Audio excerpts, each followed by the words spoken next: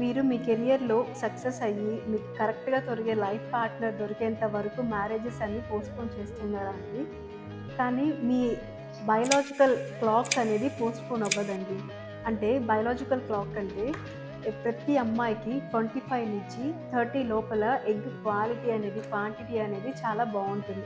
So, దానిపైన అనేది తగ్గిపోతూ వస్తూ ఉంటుంది.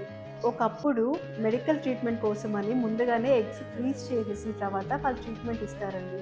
కానీ ఇప్పుడు మన పర్సనల్ యూజ్ కోసం అనేసి మనము ఎగ్ అనేది 25-30 లోపల ఎగ్ అనేది ఫ్రీజ్ చేసుకోవచ్చు. దీన్నే సోషల్ ఎగ్ ఫ్రీజింగ్ అనేసి అంటాము. సో, ఈ మెథడ్ అనేది ఇది మన పర్సనల్ కాబట్టి సోషల్ ఎగ్ ఫ్రీజింగ్ అని చెప్తాం.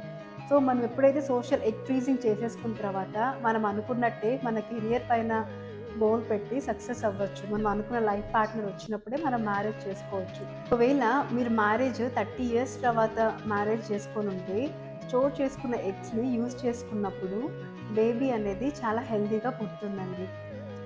ఒకవేళ మీకు సోషల్ ఎగ్ ఫ్రీజింగ్ గురించి ఇంకా ఇన్ఫర్మేషన్ కావాలి అనుకుంటే, మీ దగ్గరున్న గైనకాలజీ డాక్టర్‌ని మీట్ అవ్వండి.